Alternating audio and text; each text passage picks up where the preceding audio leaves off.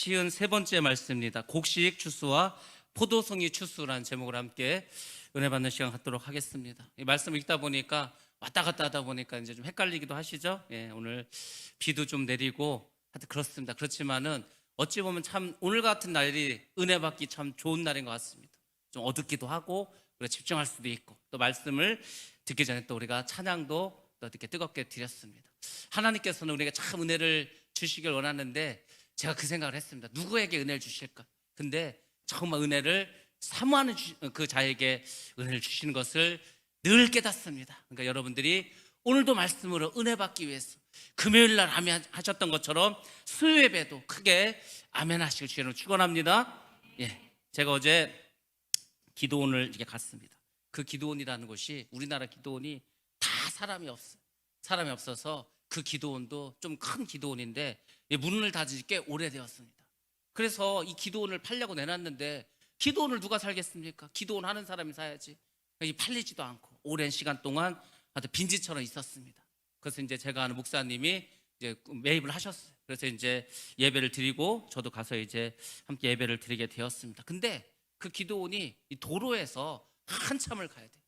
뭐 하여튼 5km인가를 가야 돼요. 한참 길을 이렇게 쭉 따라가야 됩니다. 길도 넓지도 않습니다. 차 한 대가 지나가면은 더 이상 뭐 이렇게 갈 수 없을 만큼 좁은 길입니다. 하여튼 한참을 들어가야 돼요. 근데 이렇게 들어가면서 여러 이제 집들이 있습니다. 띄엄띄엄 이제 집이 하나씩 하나씩. 근데 이제 동네 사람 놀란 게 뭐냐면 그 위에 기도원이 있다는 거는 알았지만 뭐 그동안은 차도 안 가고 뭐 사람도 안 가고 하니까 있는 듯 없는 듯 그 생각을 했어요. 근데 그 기도원이 이제 처음으로 집회를 이제 금요 집회를 하면서 이제 뭐 하니까 차가 한 250대가 갔다는 거예요. 그 동네 사람들이 난리가 났겠죠. 아니 개미 새끼 한 마리 없던 그곳에 갑자기 막 차가 막 수백 대가 막 오니까 깜짝 놀랐겠죠. 그 왜 사람들이 그렇게 몰려들었을까? 뭐 다른 이유가 없습니다. 은혜를 받기 위해서 모였습니다. 그것은 금요 집회만 지금 하고 있어요. 금요일 날만. 그러니까 이제 퇴근하고 사람들이 이제 금요일 모입니다. 찬양을 막 뜨겁게 하겠죠. 말씀을 전합니다. 기도를 하는 거예요. 기도를 언제까지 하냐 했더니 보통 새벽 3시까지 한다는 거예요. 새벽 3시에 기도를 끝 마치고 이제 갈 사람은 그 시간에 이제 또 차를 몰고 이제 내려가는 거예요. 그리고 더 있을 사람은 거기 이제 숙소가 있으니까 방을 배정받아서 잠을 자고 토요일 날 더 거기서 이제 기도를 하고 이렇게 한다고 합니다. 요즘같이 좋은 이런 시절에 요즘 같은 좋은 세상에 뭐가 그렇게 문제가 많아서 밤을 새가면서 기도를 할까? 여러분들 그것이 원래 우리 예수 믿는 사람들의 모습이었습니다. 근데 그 모습들이 많이 좀 없어진 것 뿐이지 원래 우리의 모습이 그렇게 은혜를 사모하고 기도원마다 사람들이 가득 차고 목요 기도회든 금요 기도회든 아무튼 기도원마다 어디서 그렇게 많은 사람들이 오는지 원극 각지에서 차를 몰고 와서 그렇게 밤새워 기도했던 것이 우리의 모습들이었습니다. 근데 코로나가 있었고 물론 코로나 이전에 믿음이 많이 떨어져서 이제 하나님께 나아가는 은혜의 자리에 나가는 그 시간들이 줄어들었습니다. 그런 사람들이 점점 사라졌습니다. 그렇지만 하나님께서는 구루터기를 남겨주시고 다시금 기도할 수 있는 그런 은혜를 허락하셨습니다. 여러분들 우리도 이제 금요기대를 시작했습니다. 지난주에 이제 첫 시간을 드렸고 이제 내일 모레 또 두 번째 예배를 드릴 것입니다. 아무튼 여러분들 금요일마다 모이셔서 기도하시고 찬양하시고 그리고 정말 하나님의 은혜를 받으시기 바랍니다. 은혜를 받고 은혜 가운데 살다가 주님을 맞이하는 복된 여러분 다 되시기를 주의 이름으로 축원합니다. 예, 오늘은 곡식 추수와 그리고 포도송이 추수에 대해서 말씀드리는데 결론적으로 말씀드리자면 곡식 추수는 성도의 추수를 말합니다. 성도들을 다 추수해서 이제 하늘 곳간으로 하나님께서 올려 보내십니다. 그리고 포도송이 추수가 있는데 포도송이는 악인들을 의미합니다. 악인들도 역시 다 추수해서 지옥불로 보내십니다. 그런 일들이 앞으로 일어날 것인데 그거에 대해서 오늘 14장 14절부터 말씀해 주고 있습니다. 자, 우리 14절부터 한번 제가 말씀을 드리도록 하겠습니다. 또 내가 보니 흰 구름이 있고 흰 구름이 있다고 했습니다. 여러분들 성경에 보면은 구름이 나옵니다. 구름. 이 구름이 무엇을 의미할까? 물론 하나님의 임재, 하나님께서 그곳에 오셨다는 임재를 상징하기도 합니다. 솔로몬이 성전을 지었을 때 하나님의 영광이 구름처럼 꽉 끼지 않았습니까? 자, 그리고 또 성경에서는 구름이 어떤 의미를 가지고 있냐면 메시아가 구름을 타고 오신다는 게 있어요. 메시아는 구름을 타고 오신다. 메시아는 구름을 타고 승천하신다. 성도들은 구름 속으로 휴거한다. 그러니까 뭔가 구름이라는 것은 우리가 뭐 그렇지 않습니까? 구름은 하늘에 있기 때문에 뭔가 구름은 하나님과 관련된 것 같고, 뭔가 구름은 어떤 영광이 하나님 영광이 나타나는 것 같고, 뭔가 좀 깨끗한 것 같고 성결한 것 같고, 그렇지 않습니까? 마치 예수님의 자가용과 같이 그렇게 움직이는 것, 그것이 바로 구름이라고 보시면 되겠습니다. 자, 또 내가 보니 뭐 나는 항상 누구겠습니까? 요한이겠죠. 사도 요한. 사도 요한을 보니까 흰 구름이 있습니다. 근데 구름 위에 인자와 같은 이가 앉으셔 있어요. 여기서 우리가 좀 하나 보셔야 되는데, 기존에는 이게 여기서 인자와 같은 이를 예수님으로 봤습니다. 예수님이겠지, 뭐 심판하신 분이 예수님이니까. 근데 이거를 원어로 보니까 예수님이 아닙니다. 왜냐하면 원어에 보면 이게 영어에도 이제 전치사라는 게 있습니다. 영어에도 여러 전치사가 있는데, 여기서 인자와 같은 할 때 그 같은은 like라는 전치사를 썼습니다. 이게 뜻이 뭐뭐과 같으니. 뭐뭐과 같으니라는 것은 비슷하긴 하지만 같은 건 아닙니다. 우리가 이제 이런 말을 잘 하지 않습니까? 천사 같은 아내, 천사 같은 아내란 말을 합니다. 천사 같은 아내요. 그럼 아내가 천사입니까? 그럼 얼마나 좋겠어, 아내가 천사면. 근데 천사와 같은 이 아내라고 할 때 그 아내가 천사고 비슷은 하지만 천사는 아니죠. 아내는 그냥 사람이니까. 그런 의미로 쓰였습니다. 그러니까 인자와 같아, 뭔가 예수님처럼 보이는데 예수님은 아니라는 것입니다. 만약에 여기서 이게 예수님을 쓰려면 전치사를 영어로 as라는 전치사를 써야 돼요. 이게 뭐뭐가 같다는 뜻입니다. 뭐뭐로서라고 해석하는 거예요. 그러니까 예수님은 구주로서 우리를 구원하셨다. 그러니까 예수님과 구주는 같은 거 아닙니까? 그렇게 보여야 되는 거예요. 그러니까 여기서 인자와 같은이라는 것은 예수님이 아니라 정말 인자와 같은 어떤 천사를 말하겠죠. 어떤 큰 천사장일 수도 있습니다. 아무튼 천사가 구름 위에 앉아 있다고 이렇게 보시면 됩니다. 근데 그 천사를 가만히 보니까 머리에는 금 면류관을 쓰고 있는 거예요. 머리에 면류관을 쓰고 있습니다. 우리가 성경에 보면은 머리에 쓰는 관이 나옵니다. 면류관도 있고 여러 가지가 있는데, 우리나라 말로는 다 면류관이라고 썼는데 원어로 보면 이것도 두 가지 단어로 쓰인다. 첫 번째는 스테파노스란 말을 씁니다. 스테파노스는 우리가 그 올림픽 같은 거 할 때 경기에서 이긴 사람에게 쓰여주는 월계관이 있습니다. 월계수관, 그거를 말한다고 보시면 된다. 그래서 스테파노스는 승리한 사람에게 주어지는 어떤 승리의 그런 어떤 월계관, 이렇게 생각하시면 되고, 예수님, 만왕의 왕이 되신 예수님께서 쓰신 면류관이 있습니다. 쉽게 말해서 왕관이죠. 그 왕관을 의미할 때는 디아데메라는 단어를 씁니다. 그러니까 좀 다른 단어를 쓰는 거예요. 똑같은 면류관이 아닙니다. 여기서 그러면은 어떤 이 사람이 관 썼을까? 만약에 예수님이라면 디아데마라는 단어를 썼어야 되는데 그렇지 않고 스테파노스를 썼습니다. 그러니까 역시 예수님이 아니구나, 이것을 알 수 있어요. 아무튼 큰 천사장이 있습니다. 머리에는 금 면류관을 쓰고 있습니다. 그리고 손에는 뭘 갖고 있죠? 예리한 낫을 가지고 있다고 이렇게 나와 있습니다. 제가 오늘 면류관과 이 낫에 대해서 조금 말씀을 드리도록 하겠습니다. 자, 성도들은 이 세상에 태어나서 성도라면은 하고 싶으면 하고 하기 싫으면 안 하고, 이게 아닙니다. 하나님께서는 내가 하기 싫은데 하라고 하실 때가 있어. 하고 싶은데 하지 말라고 할 때도 있습니다. 성도는 하나님 뜻대로 살아야 되는 거예요. 근데 하나님을 믿지 않는 사람은 자기가 하고 싶으면 합니다. 하기 싫으면 안 합니다. 이제 거기 차이가 나겠죠. 아무튼 우리 인간은 이 세상에 태어나서 잠시 동안 살아갑니다. 정말 잠시 동안 살지 않습니까? 여러분들 100년을 살던 1000년을 살던 이 세상은 지나고 보면은 너무 빨리 지나갔습니다. 그래서 이 세상은 전부 다 잠시 동안 살아가는 거예요. 그 영원이라는 시간에 비해서 100년이라는 시간은 정말 너무 짧은 시간입니다. 그리고 이 짧은 잠시 동안에 이 세상의 삶은 끝나면 이제 다 죽음을 우리가 받게 됩니다. 그리고 그 죽음 이후에는 면류관이 기다리고 있는 거예요. 누구에게? 성도에게는. 그래서 성경에는 면류관이 여러 개가 나옵니다. 수십 가지의 면류관이 나와요. 제가 9가지만 여러분들에게 소개를 드리도록 하겠습니다. 9가지의 면류관이 우리가 죽어서 주님 앞에 가면은 우리가 이 땅에서 행한 대로 하나님께서 그 면류관을 씌워 주십니다. 근데 여러분들, 우리는 이 땅에서 써야 될 면류관이 하나 있습니다. 다른 모든 면류관은 우리가 죽어서 천국에 가서 받는 면류관인데, 우리 모두가 이 세상에서 써야 될 면류관이 있습니다. 그게 어떤 면류관이냐면 바로 예수님께서 쓰신 가시면류관.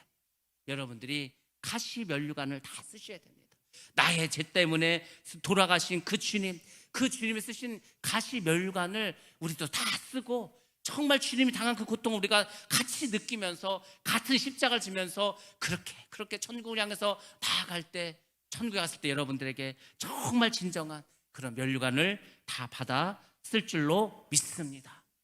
여러분들, 가시면류관을 쓴다는 게 뭘 의미하는지 아십니까? 순종을 의미하는 겁니다. 정말 이기기 위해서 내 자신을 절제하는 거예요. 나의 생각을 다 그 가시를 찔러 없애는 겁니다. 예수님께서 이 머리에 가시관을 썼을 때 얼마나 아팠겠어요. 그 중동에 있는 가시는 굉장히 큽니다. 딱딱합니다. 그냥 살을 막 뚫고 들어오는 거예요. 그러니까 피가 막 어마어마하게 흐르지 않았습니까? 예수님께서 피를 왜 흘리셨습니까? 가시면류관 썼으니까. 여러분들이 이 땅에서 정말 가시면류관을 쓰면 저 천국에서는 빛나고 아름다운 많은 면류관들이 여러분들을 기다리고 있을 줄로 믿습니다. 자, 그러면 이제 면류관 종류에 대해서 말씀드리겠습니다. 첫 번째는 썩지 않을 면류관입니다. 고린도전서 9장 24절로 25절입니다. 이 썩지 않을 그 면류관 어떤 거냐면 믿음의 경주에서 이긴 자가 받는 겁니다. 믿음의 경주. 여러분들, 믿음은 경기하는 거예요. 언제 끝나는지 아십니까? 내가 죽으면은, 주님이 오시면 그때 끝납니다. 그러니까 이 경주는 이겨야 되는 거예요. 끝까지 가야 되는 거예요. 그래서 누가 승리하는지 아십니까? 인내하는 자가 승리할 줄로 믿습니다. 강한 자가 살아남는 게 아니고 끝까지 살아남은 사람이 강한 겁니다. 믿음도 마찬가지예요. 그 사람 믿음이 엄청 좋았습니다. 집을 팔아서 바쳤습니다. 정말 자기의 모든 것을 드리고 하나님의 일을 한다고 했어. 근데 마지막 순간에 하나님을 배반하고 교회를 떠났다고 생각해 보시기 바랍니다. 그 사람은 마지막에 넘어진 거 아니에요. 그러니까 우리의 신앙은 끝까지 이 믿음의 경주에서 정말 지치더라도, 힘들더라도, 넘어지면 또 일어나고, 너무 힘들면 천천히 걸어가고, 아무튼 계속해서 끝까지 가야 합니다. 그렇게 끝까지 가는 사람에게 출신의 면류관이 썩지 아니할 면류관입니다. 두 번째는 의의 면류관입니다. 디모데후서 4장 8절 말씀입니다. 선한 싸움을 사는 사람이 있습니다. 달려갈 길을 달려간 사람이 있습니다. 믿음을 지킨 사람이 있습니다. 이 사람들은 의의 면류관을 받습니다. 우리가 싸워야 되는데 어떤 싸움을 하냐면 선한 싸움을 해야 되는 거예요. 이게 어렵죠. 이 세상은 싸울 때 온갖 욕을 다 동원하고, 온갖 무기를 다 동원하고, 온갖 내가 가지고 있는 모든 법적인 권한을 갖다가 싸웁니다. 예수 믿는 사람들은 일단 싸우면 안 돼요. 근데 싸울 수밖에 없는 상황이다. 그러면 선한 싸움을 해야 돼. 그 선한 싸움이 뭔지 아십니까? 기도하는 거. 그러니까 세상적으로 볼 때는 아주 미련해 보입니다. 자는 뭐 싸운다고 하면서 칼을 들고 오고 낫을 들고 오고 싸워야지, 뭐 기도나 하고 있으면 뭔 일이 벌어지겠어? 아니, 우리는 그냥 그래도 무릎 꿇고 기도하는 겁니다. 금식하면서 기도하는 겁니다. 주님께서 들어주실 때까지 정말 철회해가면서 매달리는 것, 그게 선한 싸움입니다. 그 선한 싸움을 한 사람, 달려갈 길을 달려간 사람, 끝까지 믿음을 지킨 사람, 의의 면류관이 기다리고 있습니다. 세 번째는 생명의 면류관입니다. 야고보서 1장 12절과 요한계시록 2장 10절에 이것은 어떤 사람이 받냐? 시험을 참는 자, 죽도록 충성한 사람이 받는 것입니다. 내 목숨이 다 죽도록 충성하라는 게 무슨 말을 하겠습니까? 죽을 때까지 믿음을 지키라는 거 아니에요. 죽을 때까지, 내가 죽더라도 믿음을 지키라는 거. 북한에서 그런 일 많지 않았습니까? 세상에 도로공사를 하는데 그 불도저가 지나가는데 갑자기 땅이 푹 꺼져 버리는 거예요. 그 이게 어쩐 일인가 봤더니 세상에 북한이 이제 공산화가 되고 하니까 예수를 믿는 사람들이 땅굴을 파고 땅속에 살아간 거예요. 근데 도로공사를 하다 보니까 땅이 푹 꺼져서 이제 걸리게 되었습니다. 거기서 태어난 아이들은 빛을 보지 못했습니다. 왜? 땅속에서 태어나서 살았어요. 동굴 속에서 태어나고 살았으니까. 비실비실합니다. 뼈도 약합니다. 햇빛을 잘 보지 못해가지고 붙잡혔어요. 근데 전부 다 순교당했습니다. 끝까지 말합니다. 예수를 부인하면 살려주겠다. 근데 그 부모 앞에서 자녀를 죽입니다. 그 막내는 막 무섭다고 막 우는 거야. 막 살려달라고. 그때 엄마가 말합니다. 이 고통의 순간은 금방 지나갈 거라. 우리 잠시 후에 천국에서 만나자고. 그렇게 해서 거기 있는 온 가족이 다 몰살을 당하고 맙니다. 그 끝까지 충성하지 않았습니까? 끝까지 믿음을 지키지 않았습니까? 그런 사람들은 천국에 가서 생명의 면류관을 받아들이게 됩니다. 네 번째는 영광의 면류관입니다. 베드로전서 5장 4절 말씀입니다. 목자장이 오셔서 시들지 않는 영광의 면류관을 주십니다. 그러니까 여러분들이 영광의 면류관을 받으셔야 되는 거예요. 정말 하나님께 영광 돌리시기 바랍니다. 여러분의 인생 그냥 한번 태어났는데 그냥 살지 마시고 나는 나의 인생의 후반전을 살리라. 나는 이제 정말 하나님의 일꾼으로 살아가리라. 나는 정말 이제 하나님이 기뻐하는 삶을 살아가리라. 그게 뭔지 아십니까? 하나님께 영광 돌리는 삶을 사는 거예요. 영광. 그전에는 나의 영광을 살았습니다. 나의 성공을 살았습니다. 내가 부자 되고 내가 잘 되고 나만 생각하고 살았어. 근데 이제부터는 아니야. 나는 이제부터는 정말 하나님 영광을 위해서 하나님 기뻐하시기만 하겠다. 그런 사람에게 영광 면류관을 씌워 주십니다. 다섯 번째는 큰 면류관입니다. 요한계시록 4장 4절 말씀에 24장로들이 흰 옷을 입고 머리에 큰 면류관을 쓰고 있다고 이렇게 말해주고, 24장로, 구약의 대표, 신약의 대표, 그 성도의 대표들이 쓰는 큰 면류관, 그것을 받아 쓰게 된다는 겁니다. 여섯 번째입니다. 자랑의 면류관도 있습니다. 데살로니가전서 2장 19절 말씀입니다. 소망과 기쁨과 자랑의 면류관이 있습니다. 여러분들, 막 우리가 어떤 그 예수를 믿는다 그래서 막 다 무조건 힘들고 막 핍박이 있고 고난이 있고 절대 그렇지 않습니다. 우리가 예수를 잘 믿으면은 우리 가운데 소망이 있어요. 뭐 되는 일도 없는 것 같고 뭐 그렇게 내가 성공한 것 같지도 않은데 소망은 있습니다. 막 비전에 넘쳐나, 비전에 막 꿈에 막 부푸는 거예요. 야, 그래, 내가 하나님의 일꾼이다. 내가 하나님과 같이, 하나님과 내가 동업하는 하나님의 동업자다. 막 소망이 넘치고 기쁨이 넘치니까. 그러면서 내가 막 예수를 믿는 게 자랑스러운 거예요. 예수를 믿는 게 다 부끄러워가지고 어디 가서 예수 믿는다고 말도 못하고 전도도 못하는데 예수 믿는 게 너무 자랑스러운 겁니다. 예수님을 너무너무 자랑하고 싶은 거예요. 이렇게 변하는데, 그런 사람들이 자랑의 면류관을 받습니다. 일곱 번째입니다. 승리의 면류관이 있습니다. 요한계시록 3장 10절에서 11절 말씀입니다. 신앙생활에 승리한 자들이 받았습니다. 요한계시록 3장이면 7개 나오지 않습니까? 그 7개 한번 보시기 바랍니다. 신앙생활이 얼마나 힘들었습니까? 핍박당하면 다 죽였습니다. 그 로마 황제 섬기지 않는다 해서 사자밥이 되었습니다. 재산도 뺏겼습니다. 직업도 뺏겼습니다. 그럼에도 불구하고 신앙생활에 승리한 사람들이 있어요. 승리한 사람들에게 쓰여줍니다. 여덟 번째는 인자와 긍휼의 면류관이 있습니다. 시편 103편 4절 말씀입니다. 바로 구속함을 받은 사람들, 이 사람들이 받아 누리게 될 면류관입니다. 그리고 아홉 번째는 기쁨의 면류관입니다. 빌립보서 4장 1절 말씀입니다. 이 기쁨의 면류관 특별히 어떤 거냐면 전도한 자들, 여러분들 전도를 하게 되면은 그 전도한 사람이 어떻게 되는지 아십니까? 하늘의 별과 같이 됩니다. 여러분 죽을 때 여러분 자녀가 있지 않습니까? 여러분의 자녀가 있고 손주들이 있을 것입니다. 그들을 생각하면서 그들을 바라보면서 여러분들 기쁨으로 눈을 감을 수 있을 것입니다. 근데 그런 육신의 자녀들보다도 내가 전도한 사람들이 있어. 내가 전도한 사람들, 그 사람들이 어쨌거나 구원을 받았어. 그 사람들이 하늘나라에 갔어. 그러면은요 훨씬 더 기쁨이 큽니다. 그리고 천국 가면 그 사람들이 기다리고 있어. 그러니까 여러분들이 전도한 그 사람들은 여러분의 열매가 되는 것입니다.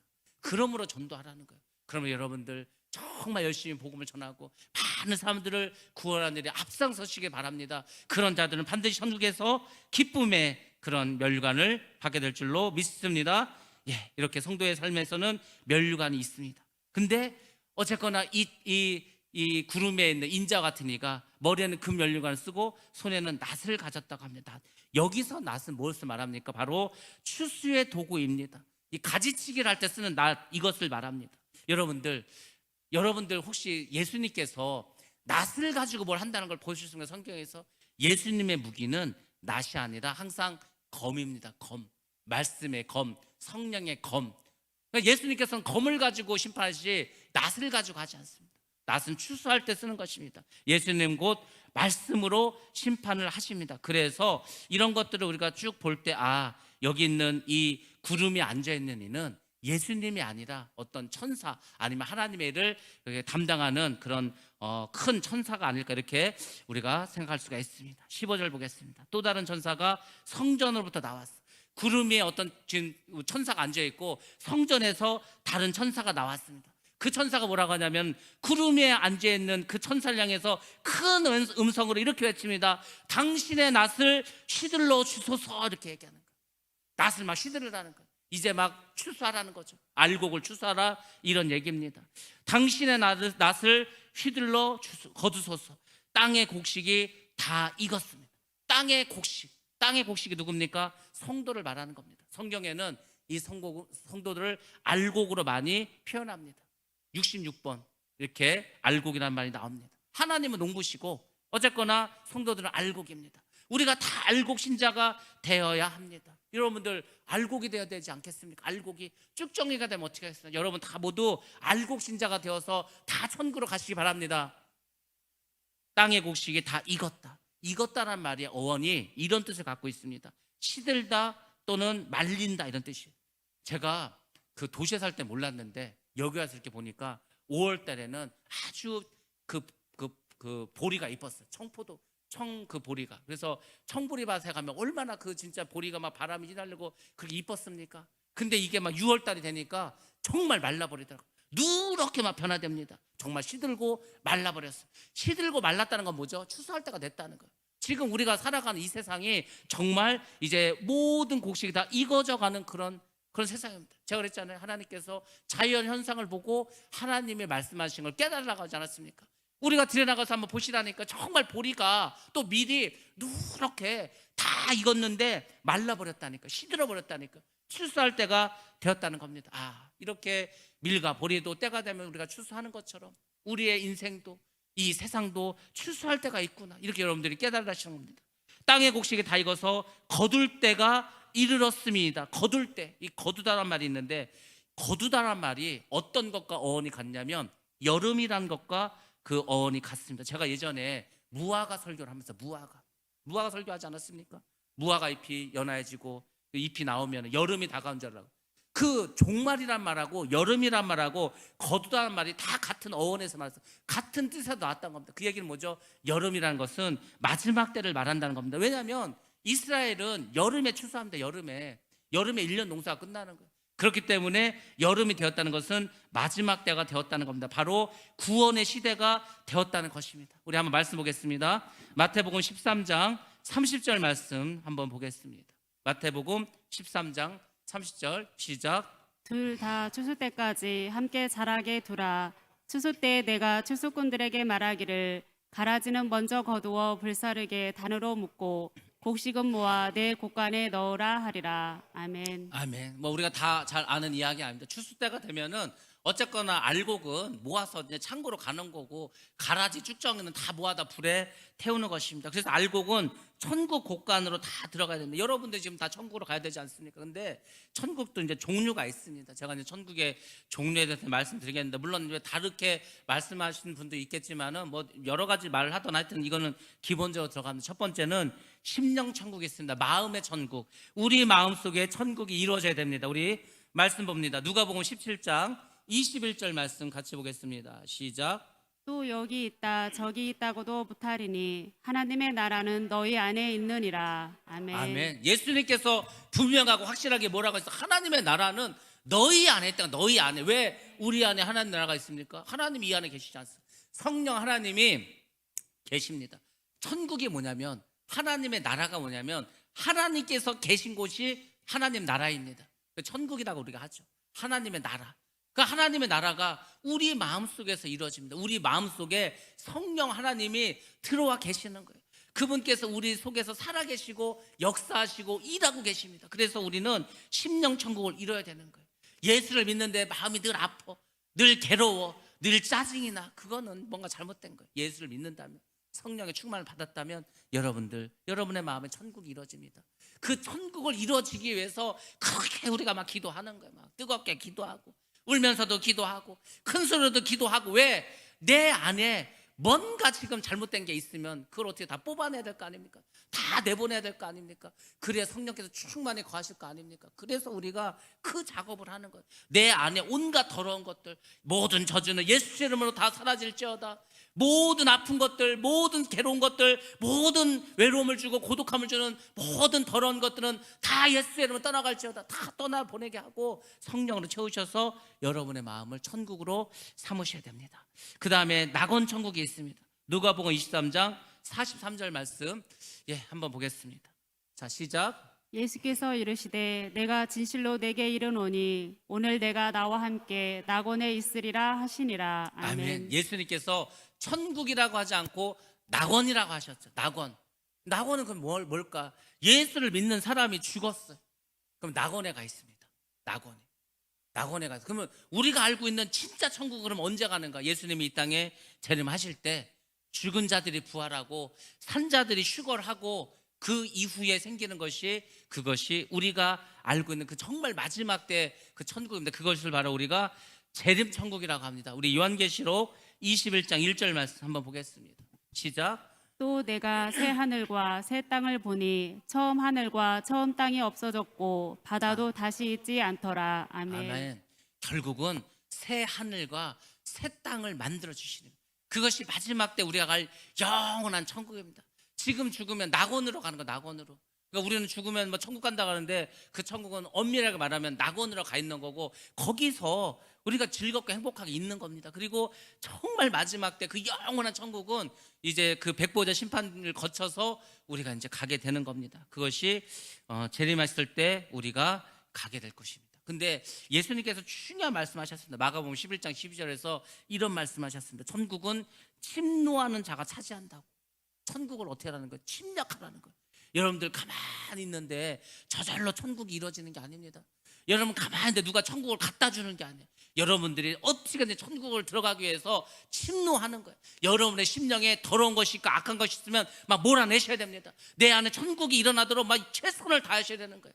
여러분은 죽어서 저 낙원에 갈 수 있도록 이 세상에서 정말 말씀대로 막 아주 막 처절하게 말씀을 지키면서 믿음으로 이렇게 살아가야 됩니다. 아무나 그냥 뭐 그냥 놀다가 가고 그냥 어영부영한데 이렇게 가는 천국이 아니에요. 제가 그랬잖아요. 천국에 갔는데 막 어영부영 하다 온 사람들, 대충 살다 온 사람들, 막 그냥 한 발은 세상에 한 발은 막 교회 이렇게 하면서 이런 사람이 오면 거기가 천국이겠습니까? 그렇지 않습니다. 천국은 내가 어찌하든 천국에 가리라. 내가 어찌하든 말씀에 순종해서 하나님 아버지의 나라에 가리라. 그렇게 정말 다짐하고 각오하고 열심히 말씀에 순종하고 말씀대로 살아간 그 사람들이 모여있는 곳이 바로 천국인 줄 믿습니다. 그러니까 여러분 천국 가시도록 최선을 다해야 되는 거예요. 노력하셔야 됩니다. 기도도 하셔야 되는 거예요. 말씀에 순종도 하셔야 돼요. 선한 싸움도 우리가 그렇게 살아가야 할 줄로 믿습니다. 천국을 침노하셔야 되는 거예요. 16절 보겠습니다. 구름 위에 앉으시니가 낯을 땅에 휘두르매. 자, 드디어 구름에 앉아있는 그 사람이 낯을 땅에 휘둘렀습니다. 심판했다는 거죠. 그리고 땅의 곡식이 거두어집니다. 곡식을 거두어 드립니다. 구원 얻을 성도들, 예수님께서 이 땅에 오셔서 재림하시면은 구원 얻을 성도들은 전부 다 이제 알곡이 되어서 먼저 죽은 자들은 부활하고 살아있는 사람 휴거해서 이렇게 주님을 맞이하게 됩니다. 그래서 우리가 예수님이 재림할 때 이 추수를 하게 되는데 그 추수에 대해서 예수님께서 여러 가지로 말씀해 주셨습니다. 우리도 잘 압니다. 목축업의 추수가 있습니다. 바로 양과 염소의 그 비유가 있습니다. 또 어업을 우리가 비유해서 추수를 합니다. 바로 금을 비유를 해서 못된 물고기와 악한, 그러니까 이제 선한 물고기와 그리고 악하고 못된 그런 물고기 비유가 있습니다. 상업적인 추수도 있습니다. 바로 달란트 비유입니다. 한 달란트 받은 자와 두 달란트, 다섯 달란트 받은 그 사람의 비유가 있습니다. 그리고 결혼식 추수가 있습니다. 열 처녀 비유입니다. 지혜로운 다섯 처녀와 어리석은 다섯 처녀. 우리는 이 재림 추수를 생각하면 이렇게 생각합니다. 믿지 않는 사람은 염소고, 믿지 않는 사람은 못된 물고기고, 믿지 않는 사람은 한 달란트고, 믿지 않는 사람은 어리석은 다섯 처녀겠지. 이게 아니에요. 이 비유는 모든 믿는 자에게 해당하는 겁니다. 그러니까 믿는 자 중에서 양과 염소가 있는 거예요. 양과 염소는 믿는 자 속에서, 안 믿는 자는 아예 거기 축에도 못 끼는 거고, 믿는 자 중에서 양과 염소를 가르시겠다는 겁니다. 뭐 섞여 있을까 모르지 않습니까? 근데 마지막 때 가르시겠다는 거예요. 믿는 자 중에서 반드시 양이 있고 염소가 있습니다. 믿는 자 중에서 못되고 악한 물고기가 있다는 겁니다. 이 그물 비유가 그거 아닙니까? 어부가 그물을 쫙 쳐. 그물에 고기가 꽉 찼습니다. 그물이 이제 고기가 차서 어떻게 했어요? 그걸 이제 육지로 끌고 와야 될 거 아니에요? 육지에 끌고 와서 그물을 다 해칩니다. 그러면 거기 보면은 싱싱하고 아주 뭐 팔팔 뛰어 있는 그런 물고기도 있어. 부패하고 썩은 물고기도 있으나 부패하고 썩은 물고기는 다 모아다가 불에 던져버립니다. 똑같은 비유를 하시는 거예요. 그게 우리가 지금 뭐 그물 안에 있을 때는 이게 지금 싱싱한 고기인지 죽은 고기인지 터진 고기인지 썩은 고기인지 알 수가 없어요. 근데 육지로 끌고 와서 그물을 쫙 펼치면은 그 물고기들을 분리할 수가 있다는 거예요. 그 마지막 때 주님께서 이렇게 다 분리시켜 버리겠다는 겁니다. 그게 다 믿는 사람들 안에서 그렇게 하겠다는 겁니다. 달란트 비유도 마찬가지죠. 한 달란트 받은 자가 믿음이 없는 사람이 아니고 예수를 믿는 사람이라는 거예요. 예수를 믿는 사람인데 하나님께서 은사를 주셨는데 하나님께서 사명을 주셨는데 감당하지 못한 사람도 있다는 거예요. 여러분들 괜히 부른 게 아니라 뭐 하나님이 할 일 없어서 여러분들 예수 믿게 하고 뭐 이렇게 하신 줄 아니까 아니요. 하나님은 여러분 모두에게 맡겨준 사명이 있습니다. 기도하는 사람도 있고 전도하는 사람도 있고 교회를 열심히 하는 사람도 있고 다 있지 않습니까? 그러니까 그 일을 잘 감당하셔야 되는데 아무것도 안 하고 있다. 그냥 뭐 게으른 사람으로 그렇게 나태한 사람이 있다. 그러면은 책만 받고 슬피 울며 이를 갈미 있다는 겁니다. 열처예배도 마찬가지죠. 결국은 다 신랑을 기다렸다니까. 신랑 대신 예수님을 기다려 누가 기다리겠습니까? 성도들이 기다리지. 그러니까 그 어리석은 다섯 처녀도 결국 신랑을 기다렸어. 등도 있어도 등도. 근데 뭐가 없었죠? 기름이 없었다니까. 믿음이 없었어. 믿음이 없는데 갑자기 주님이 오시면 뭘로 영접하겠어? 그걸 다 지금 예수님께서 이해하기 쉬우라고 비유로 다 말씀해 주지 않았습니까? 그러니까 이런 예수님의 비유를 잘 기억하셔야 돼요. 그게 다 재림 때 마지막 때 일어날 때 그 심판 때를 전부 다 말씀해 주는 거였습니다. 사실은 그 비유가 왜 심판에 대한 말씀이니까. 근데 그것은 믿는 자 속에서 성도들 속에서 나타나는 것이기 때문에 우리가 더 눈여겨봐야 됩니다. 아무튼 우리는 알곡 성도가 돼야 되는 거예요. 여러분들 정말 말씀 안에서 믿음 안에서 성령 안에서 알곡 성도가 되시기 바랍니다. 천국은 정말 좋은 곳입니다. 아름다운 곳입니다. 행복한 곳입니다. 눈물도 없대잖아요. 슬픔도 없다고 하지 않았습니까? 그 좋은 천국에 우리 모두 갈 수 있도록 그렇게 주님의 은혜 가운데 항상 붙잡혀 있는 여러분 다 되시기를 주의 이름으로 축복합니다. 제가 자꾸 축복해 줘요. 그래서 여러분들이 거기에 계속해서 마음을 쓰게 됩니다. 자, 이렇게 해서 이제 알곡 이제 추수했습니다. 곡식 추수해서 이제 천국으로 들어갑니다. 그럼 이제 남은 게 뭐죠? 포도송이 추수가 나옵니다. 마지막 제날을 이제 천사가 가져와요. 이 마지막에 제날을 가지고 오는 천사가 있습니다. 위에 있었던 앞에서 봤던 14절에서 16절까지 나왔던 천사들은 알곡을 모아가지고 추수해서 이제 가져간 그런 천사들이고, 이제 악한 자들을 처단하기 위해서 오는 그런 재난을 가지고 온 천사들이 있습니다. 17절에 보면 이렇게 나옵니다. 또 다른 천사가 하늘에 있는 성전에서 나오는데, 역시 하늘의 성전에서 나와서 그건 뭘 말하냐면 하나님의 명령을 받고 나왔다는 거예요. 그러니까 이 세상의 심판은 하나님의 섭리 가운데 있다는 겁니다. 하나님이 다 계획해 두신 거예요. 하나님께서 마지막 때 심판하시다가 모든 준비를 다 하고 계십니다. 그것을 이제 성경을 통해서 말씀을 통해서 알려주신 거, 우리가 알려주신 거. 그러니까 그나마 예수도 안 믿는 사람들은 이런 게 있는지도 모를 거 아닙니까? 우리는 그나마 뭐 준비를 하든 안 하든 듣기라도 하잖아. 듣기라도 교회 나와서. 근데 세상 사람들은 전혀 듣지도 못합니다. 그냥 세상이 악하면 악한 대로, 세상이 더러우면 더러운 대로 그냥 거기서 어울려서 사는 거예요. 그렇게 살다가 그냥 죽으면 끝나는 겁니다. 그 다 지옥 가버리지 않습니까? 얼마나 의미가 없습니까? 태어났는데 살다가 죽어서 그냥 지옥 가는 거예요. 그게 믿지 않는 사람들 얼마나 불쌍합니까? 여러분들이 전도를 해야 된다는 게 무슨 뭐 일이라고 생각하지 마시고, 아니 정말 생각해 보시라고. 이 땅에 태어났는데 그냥 살다가 뭐 사는데 뭐 좋은 일만 있습니까? 나쁜 일도 있고 슬픈 일도 있고 억울한 일도 있고 뭐 여러 가지 일이 있는데, 그래서 살다가 죽어서 지옥 가서 얼마나 불쌍합니까? 그러니까 그 심정을 가지고 정말 불쌍하다, 이 세상에서 힘들게 살았는데 천국이라도 가야 될 거 아니야? 뭐 이런 마음을 가져야 될 거 아닙니까? 여러분들이 그래서 말씀을 전해야 되는 겁니다. 아무튼 성전에서 또 다른 천사가 나왔습니다. 역시 예리한 낫을 가지고 나왔습니다. 역시 말씀으로 심판하신다는 거예요. 결론은 뭐냐면 알곡이나 포도송이나 심판은 뭘로 하냐? 말씀으로 하겠다는 거예요. 말씀. 그렇게 이미 다 하나님께서 알려주지 않았습니까? 말씀대로 심판하겠다는 거예요. 말씀대로 사는 자, 하나님 뜻대로 산 자, 그러면 저 천국 가는 거고, 불순종한 자 지옥 가는 거고. 그래서 그것이 하나님의 공이라고 하지 않았습니까? 야, 내가 뭐 너가 이쁘다고 해서 너 천국 보내고, 네가 밉다고 또 지옥 보내고, 이게 아니라 내가 모든 사람들에게 공평하게 말씀을 주지 않았냐? 그러니까 그 말씀을 가지고 너가 그 말씀을 얼마나 순종하고 불순종하고 그걸 따져서 심판하겠다는 거 아니에요? 그러니까 얼마나 공의롭고 정의롭고 평등합니까? 그렇죠? 하나님께서 이렇게 심판하신다는 겁니다. 우리 말씀만 보겠습니다. 요한복음 12장 48절 말씀입니다. 요한복음 12장 48절 시작. 나를 저버리고 내 말을 받지 아니하는 자를 심판할 리가 있으니 곧 내가 한 그 말이 마지막 날에 그를 심판하리라. 아멘. 이런 말씀을 잘 기억하셔야 되는 거예요. 요한복음 12장 48절 뭐라 해서 곧 내가 한 그 말이 마지막 날에 그를 심판하리라. 예수님께서 분명히 말하지 않습니까? 예수님께서 하신 말씀이 있습니다. 예수님께서 하나님의 말씀을 전해주시지 않았습니까? 그 말씀을 가지고 심판하겠다는 거예요. 뭐 다른 걸로 심판하는 게 아니라는 것을 예수님께서도 이렇게 친절하게 우리에게 말씀해 주고 있습니다. 자, 이제 다른 천사가 나왔는데 그 천사는 어떻게 하는가? 18절 보면 이렇게 나왔습니다. 또 불을 다스리는 다른 천사가 제단으로부터 나왔다는 거예요. 그러니까 천사도 여러 종류의 천사가 있습니다. 싸움을 하는 천사장이 있습니다. 찬양을 하는 천사장이 있습니다.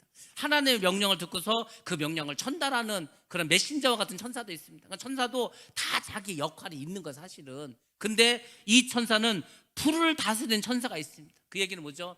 마지막 심판은 불심판을 하시겠다. 불심판. 여러분들, 이미 하나님께서 물심판을 한번 하셨습니다. 호흡하는 모든 생명체들이 다 죽어버리고 말았습니다.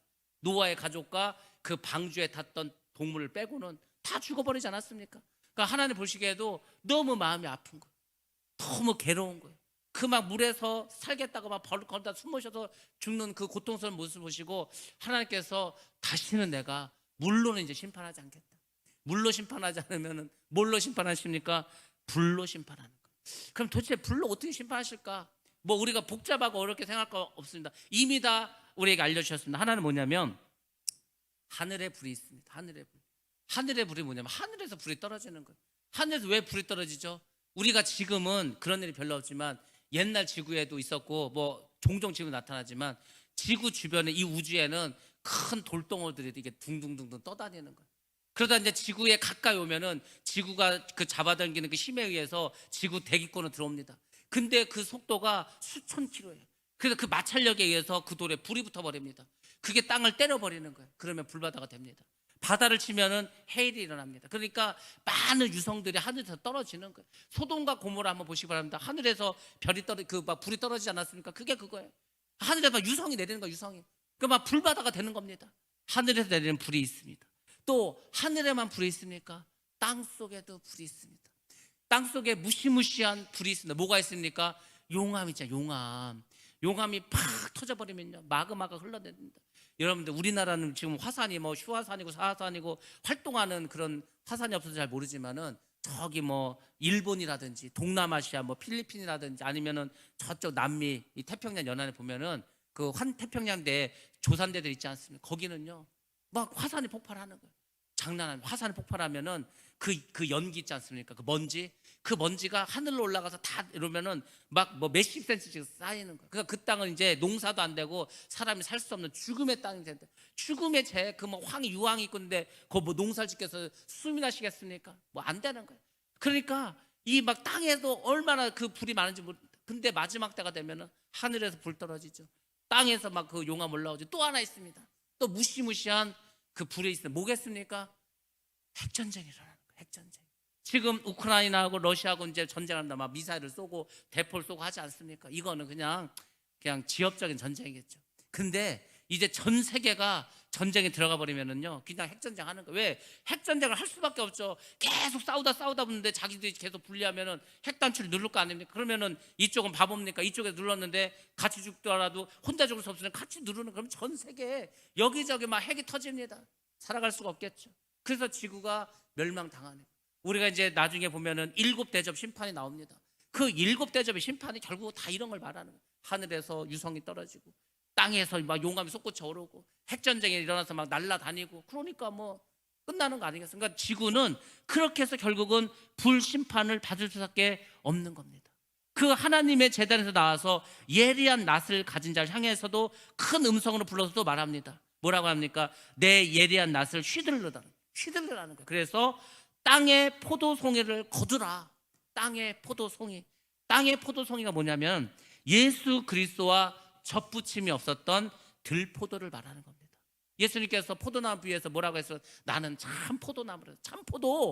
참포도에 여러분 어떻게 됩니까? 붙어 있으라고. 떨어지면 안 된다니까요. 여러분들 참 포도나무에 붙어 있으길 바랍니다.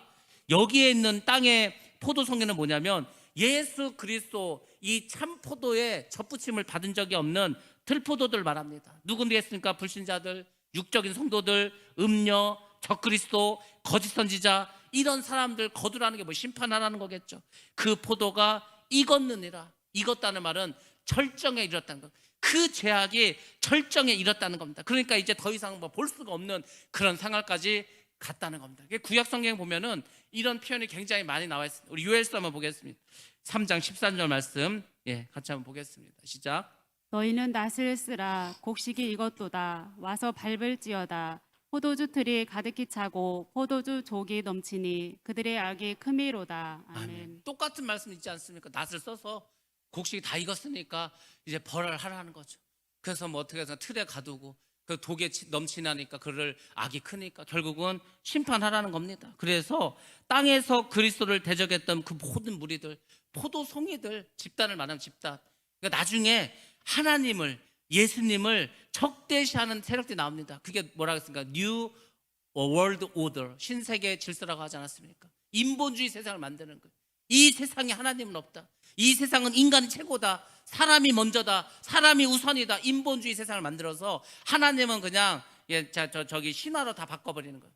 지금 그런 일들이 끊임없이 이루어지고 있습니다. 제가 어떤 영상을 하나 봤는데 되게 리얼했습니다. 뭐냐면은 제가 여러 번 말씀드렸지만 유럽이라는 나라가 워낙에 교회가 많지 않습니까? 성당과 이런 것들 2000년을 믿었으니 얼마나 도시마다 교회가 다 있는 거 아니에요? 그러니까 유럽에서는 500년 된 그 교회는요 명함도 못 냅니다. 이거는 1300년 되고 이거는 1500. 우리나라도 보면은 이건 통일신라 때 지어진 절이고 이거는 고려시대 때 지어진 이런 거 얼마나 많습니까? 그러니까 유럽에 가면 그런 교회가 많아. 근데 성도가 없는 거예요. 성도가 없어. 성도가 없어가지고 이제 아무도 안 와. 그러니까 이게 여기저기 물이 새고 수리를 못 하니까 수리할 돈이 없으니까. 그래서 결국은 그냥 교회가 그렇게 그냥 폐허가 돼가지고 사라지던지 아니면 그냥 여기저기 팔아서 넘기고 이렇게 되는데 영국 성경회가 6,000개의 교회를 그렇게 사라져 버렸다. 6,000개의 교회가 더 이상 성도가 없어서 운영이 안 돼서 없어져 버렸다는 거. 프랑스는 나라에서 이제 세금을 걷어가지고 교회를 이제 그렇게 성당이죠. 성당을 유지 보수는 해준다는 거. 나라에서 문화재처럼 생각가지고 프랑스는 그냥 그런 지경이에요. 근데 프랑스도 천주교를 믿는 사람들도 이제 너무 많이 줄어가지고 이게 자체적으로 운영할 수 없을 만큼 어려웠다고 합니다. 독일은 그냥 세금을 걷어가지고 11조처럼 1%의 세금을 종교세를 걷어서 그걸로 교회를 운영하고 목사들 월급을 줍니다. 공무원들처럼. 그러니까 유럽에서의 교회는 이제는 그냥 문화재 취급을 당하는 문화재. 사람이 없어 안 다녀 어떻게 운영할 거예요? 이 교회라는 게 건물이 놔두면은 어떻게 됩니까? 물도 새고 페인트 칠도 해야 되겠고 어디 고장은 고치야 되고 유지비가 계속 들어가. 근데 그게 1000년이 넘고 몇 병 됐으니까 얼마나 유지보수할 때가 많겠습니까? 근데 성도들이 없어. 헌금할 사람들이 없어. 그러면 문 닫는 거죠. 없어지는 거죠. 지금 그렇게 계속 교회가 없어지는 거예요. 그리고 그 자리에 술집이 들어오고 이슬람 사원이 들어오고 체육관이 생기고 그런 일이 계속 벌어지고 빵집이 생기고 카페가 생기고 그렇게 되는 거예요. 지금 점점 그런 일이 많아지고 있습니다. 수도 없이 한 20년 지나면 영국에서는 아예 교회 자체를 찾아보기도 힘든 그런 나라가 될지도 모릅니다. 독일도 교회가 없어요. 독일의 교회가 어떤 교회냐면 우리 한국 사람들이 독일로 유학을 많이 갔지 않습니까? 그러면 도시마다 한인교회를 세워놔. 한인교회 정도만 있어. 한인교회. 그 원주민들 원래 그 독일 사람들이나 이런 사람들이 하는 교회는 이제 다 문 닫아 버립니다. 없어져 버리는 거예요. 그렇게 됩니다. 근데 그게 유럽의 이야기입니까? 미국도 한국도 그렇게 된다는 거예요. 한국은 이제 시작되려고 하고 있어요. 시작되려고. 유럽은 이미 다 끝나는 이제 마당이고. 아무튼 그런 식으로 악이 간영해서 사람들이 하나님을 떠나게 됩니다. 하나님을 떠나게 되니까 점점 믿는 사람들이 줄 수밖에 없고 죄악이 관영할 수밖에 없고 그 포도가 익었느니라. 그 죄악이 절정에 갈 수밖에 없습니다. 그래서 19절에서도 말합니다. 천사가 낫을 땅에 휘둘러 땅의 포도를 거두어 하나님의 진노의 큰 포도주 틀에 던짐에. 자, 낫을 땅에 휘둘렀습니다. 말씀을 심판했습니다. 땅의 포도주를 거들었습니다. 육적인 신자들, 불신자, 음녀, 적그리스도, 거짓 선지자 전부 다 거둬들였습니다. 그리고 어떻게 했습니까? 하나님의 진노의 큰 포도주 틀. 포도주를 만들려면 포도를 따다가 그 틀에 넣고서 다 짜야 되지 않습니까? 일단은 그 틀에다 넣는다는 거예요. 심판을 말하겠죠. 형벌자를 말하는 겁니다. 심판대를 말합니다. 그리고 던진다고 하셨습니까? 성경에 보면은 이 어떤 영혼을 던진다는 말을 씁니다. 성 밖으로 던지는 거예요. 바깥 어두운 데 던져버린다는 표현이 많습니다. 자, 마태복음 말씀 한번 보겠습니다. 22장 13절 말씀 같이 한번 봅니다. 시작. 임금이 사환들에게 말하되 그 손발을 묶어 바깥 어두운 데에 내던지라. 거기서 슬피 울며 이를 갈게 되리라 하니라. 아멘. 그러니까 자기는 예수를 믿었어. 교회를 다녔어. 이 마태복음 22장이 굉장히 중요한 장 아닙니까? 왕이 지금 아들을 결혼시키는데 혼인잔치를 하는데 예복을 입지 않은 사람이 돌아다니는 거예요.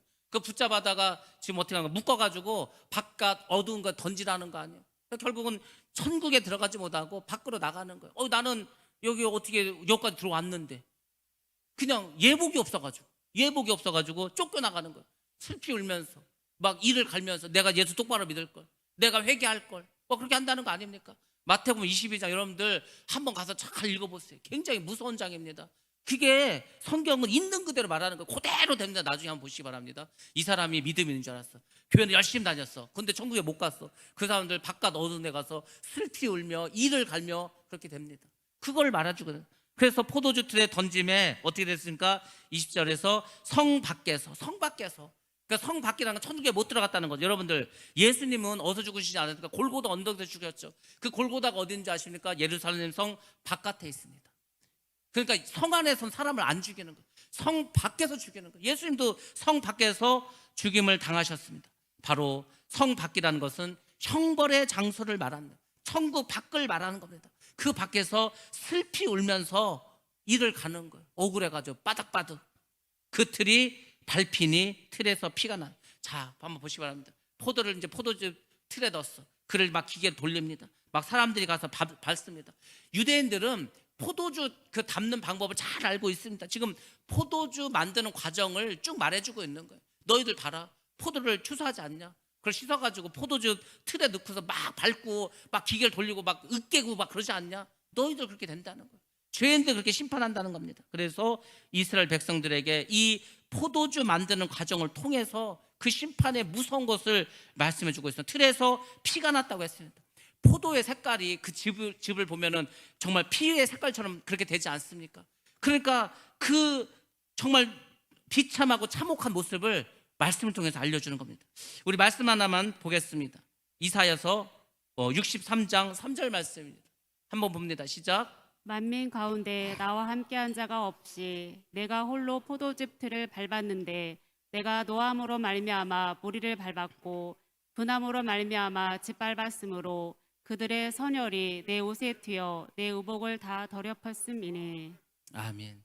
그래서 결국은 심판의 참혹을 말합니다. 얼마나 이게 참혹하냐면 그 피가 나서 점점점 쌓였는데 그 높이가 얼마큼이냐면 말 굴레까지 닿았다는 거예요. 말 굴레가 뭡니까? 이 말 재갈 물린 거 아닙니까?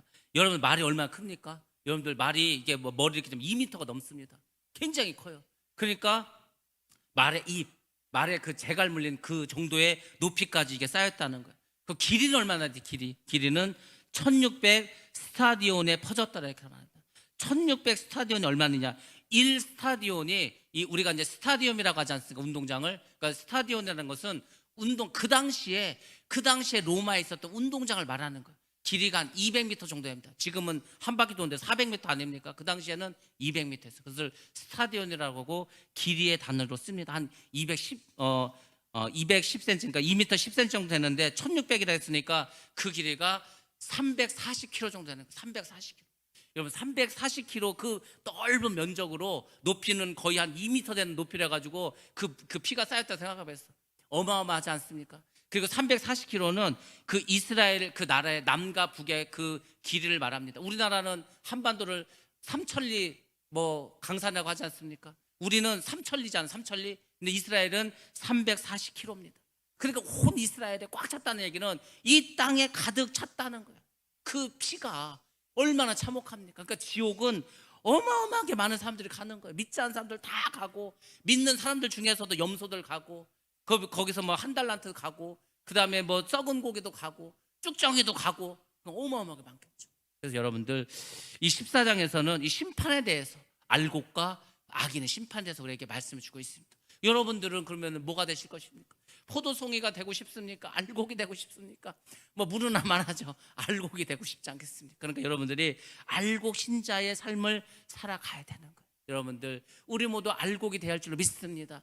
정말 튼실한 알곡이 되어야 되는 거예요. 정말 그냥 꽉꽉 그냥 막 정말 막 터질 만큼 꽉 찬 그런 알곡이 되어야 되는 거예요. 그러면 농부가 얼마나 기뻐하겠습니까? 여러분 농사 져봐서 알지 않습니까? 텃밭 켜봐서 알지 않습니까? 막 그냥 막 상추도 막 손바닥보다도 크고 뭘 심었더니 콩도 그냥 막 엄청나게 크고 막 기쁠 거 아니에요. 여러분들 하나님을 기쁘시게 하는 그런 사람 되시기 바랍니다.